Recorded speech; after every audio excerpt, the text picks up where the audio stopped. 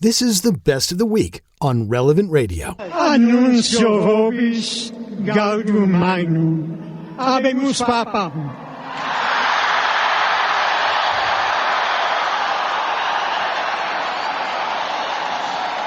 Eminentissimum ac reverentissimum Dominum Georgium Marium, Sancte Romani Ecclesiae Cardinalem Bergoglio,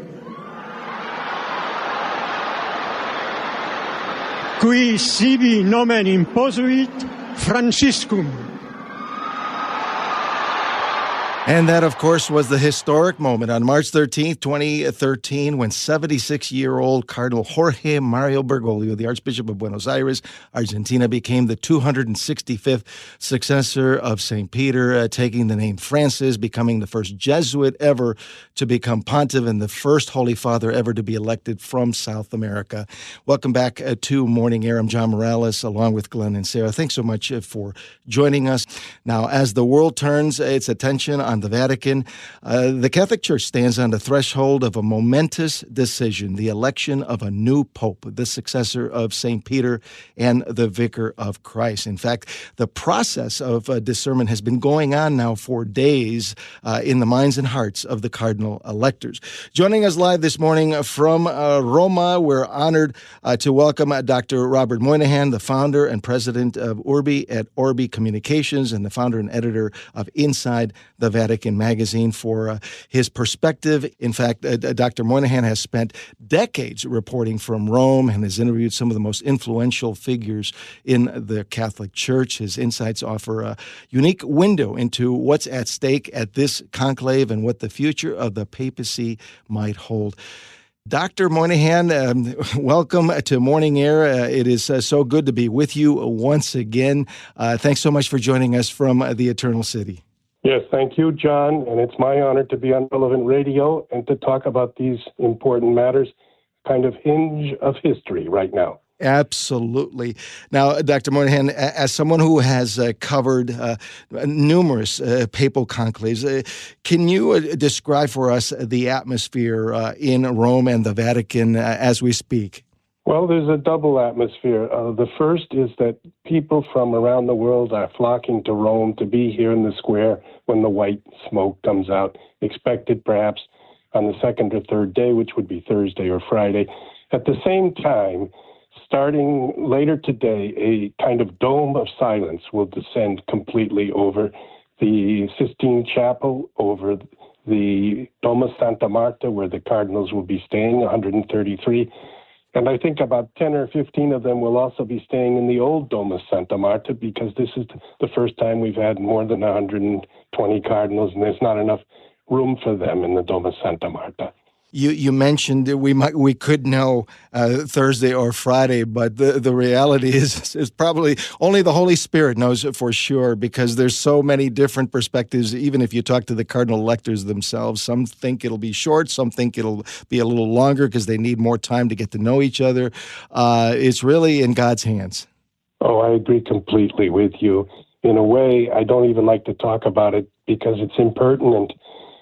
I do have a deep faith that the Holy Spirit is going to be present and choose the follower of Pope Francis and the successor of Peter and the vicar of Jesus Christ. It's really way beyond my pay grade to speculate. It's just that everybody is doing that now. I'll try to do my best to give you some insight. I do know, 30 or 40 of the cardinals fairly well. I hadn't been numerous conclaves, but I was here in 2005 when Benedict was elected, and I was here throughout February and March after Benedict resigned and when Francis was elected. So I have followed two conclaves very closely. What is your thoughts on what you're experiencing in terms of the differences from these three different conclaves? I would say that the huge difference was Benedict was still alive. That was the first time in 700 years that the Pope resigned and was still alive as the cardinals met to select his successor. Very almost mysterious time. In 2005, it was very sharp and clear. John Paul II had passed away. There had been huge outpouring of love for him. Millions of people came to see him. And then there was mid-April, they voted in the conclave for the man who really was his right-hand man, Joseph Ratzinger, who became Pope Benedict. Now, Francis died on April 21st, the morning after Easter. And we are in early May, and we are on the day before the beginning of the conclave. There's about three great questions. First, how long will it take? Their sessions have already gone on. They even added an extra one yesterday afternoon. And they've been talking quite honestly about the type of leadership they want, the style, whether it's charismatic or very organized, etc. What the church needs now, a kind of reassurance of order or a kind of tremendous outreach to a world that's becoming post-Christian, even anti-Christian. How do they want to grapple with this? And they want someone from among their number who will confirm them and worldwide renew and continue to lead the Catholic Church. So they need to know if it's going to be in Italian. We've had three non-Italian popes in a row. John Paul was Polish, Benedict German, and Pope Francis was Argentine, although from an Italian background. And prior to that, for 450 years, they always were Italians. So we've had three non-Italians. They may continue. It's almost becoming a pattern now. Or they could say, it's good to have an Italian every so often because Rome is in Italy. It's the capital of Italy. People speak Italian here. And it's somehow almost appreciative for the Italians in Rome, 2 or 3 million Catholics, to have an Italian as their bishop. But it's a global church. So as we know, they're looking, as they have in the last three conclaves, they're looking for the best man who can lead the church. And there was a man who just came up today whose name has been added. People were talking about Cardinal Tagle from the Philippines, but there's a second man from the Philippines that I was just told is being talked about in these pre-conclave sessions, and his name is Cardinal Pablo Virgilio Ambo David, Cardinal David, who's also from the Philippines. He's 67 years old and an alternative to Cardinal Tagle. And it would bring in the Asian church. The Philippines is a largely Catholic country. There'd be tremendous dynamism from Rome towards Asia if such a choice were made. You know, at the very first days, people were saying Cardinal Pietro Parolin, the Secretary of State, so therefore the right hand of Pope Francis, but sometimes not in complete lockstep with Pope Francis, sometimes saying to the Pope, maybe we should do this or that, trying to advise him. But a career Vatican diplomat, he was 70 years old, and comes from northern Italy. He was thought to have 50 votes. 2 or 3 people said he's already got 50 votes.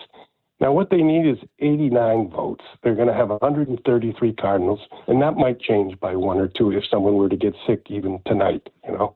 But 133, say you have 135 and you divide it by 3, it's 45, 90, 135. So 90 would be 2/3. For 133, 89 is 2/3. But if you only have 50, you can't reach 89. And Parolin was a widely respected figure. He was a continuity. He was a diplomat, which means he's cautious and careful and tries to bring people together, reason with them. And the fact that in these last 2 or 3 days, there were reports that they couldn't get too much beyond 50 means that the conclave seems to be opening up a little bit to outsiders, let's say. I could list 4 or 5 if you'd like me to. Sure. And again, with the caveat that none of us have any idea who the Holy Spirit has in mind. There's so much speculation out there, especially from the mainstream media. So we're merely just throwing some names out there that have been mentioned, but that it could be somebody totally different that we haven't even talked about. John, I completely agree.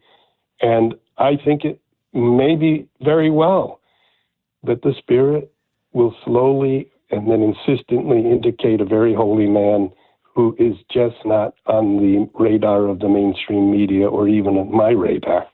So you're right. It could be someone new. Yesterday, we had a meeting here at Relevant Radio to talk about, our coverage of the conclave, and we were reminded that back in 2013, that no one really had heard about Jorge Bergoglio, Pope Francis, when he was elected, and so we really don't know. There could be another surprise, maybe from Asia, maybe from Africa. Yeah, I agree.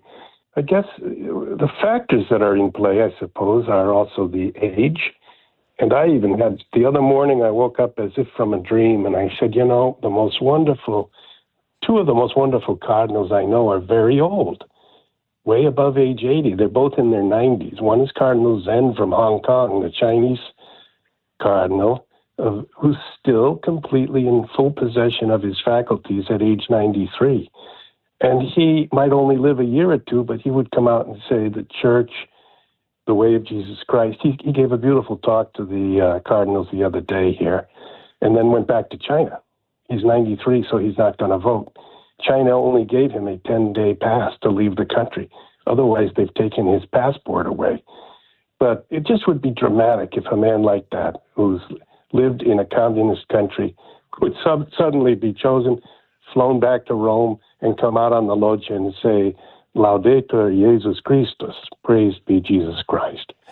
Now, my understanding is that there are a handful of young cardinals in their 50s and one even in his 40s that are possibilities.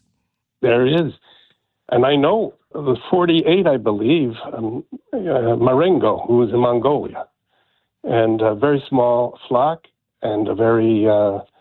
He's one of the very one or two under 50, and he's an Italian with a very charismatic personality, a deep faith, and a small flock, but he's right there in between China, Russia, and opening up to Asia, which has never really, except for the Philippines, been evangelized successfully, although obviously there are large Catholic communities in some of those countries, in southern India, in Vietnam. Nevertheless, he's a figure that I've met and been impressed by, but so young. In Rome, there's a phrase, and of course they sometimes speak, let's say, jokingly about serious matters, but that's the way the Italians can be. They say, we want a holy father, but not an eternal father. Therefore, they laugh and say anybody under 60 or 65 would be Pope for 25 or 30 years, and they prefer that the person start out at above 65 years old. Another man who's a little bit younger but very brave, courageous, is an Italian named Pietro Pizzaballa. He's well known now because he's in Jerusalem. And he offered his own body to the Hamas when they took hostages among the Jewish community of Israel. And several hundred hostages were taken, and he immediately said, please, take me. Let's stop this war. I'll be your hostage, and you can negotiate. He was not successful, but that's a kind of courage. He's a very tall man, a very prayerful man. He's a Franciscan. So it sounds like St. Maximilian Kolbe, Dr. Moynihan. I think so, and I like him very much. He's only 59, however. What would I say? I'm a friend of Cardinal Peter Erdő, of Budapest, Hungary, who grew up in the communist bloc because Europe was divided by the Iron Curtain until 1989-90, if you recall. He's a very intelligent man, a very prayerful man, but a European. Then people are talking also about the Cardinal of Marseille in southern France, named Aveline. He was actually born in Algeria, but he's French. And Pope Francis liked him quite a bit. And he's got a big, round, jovial face. People speak of him as another John the 23rd. Final thoughts. We have about 30 seconds on the importance of this conclave and the importance of that we all pray for the cardinals.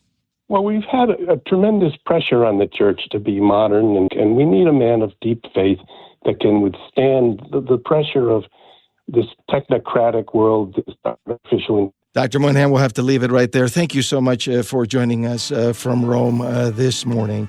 Dr. Robert Moynihan, the founder and president of Orbi and Orbi Communications and the editor of Inside the Vatican Magazine, with us here on Morning Air. Like what you just heard? Share it with your family and friends. And thanks for listening.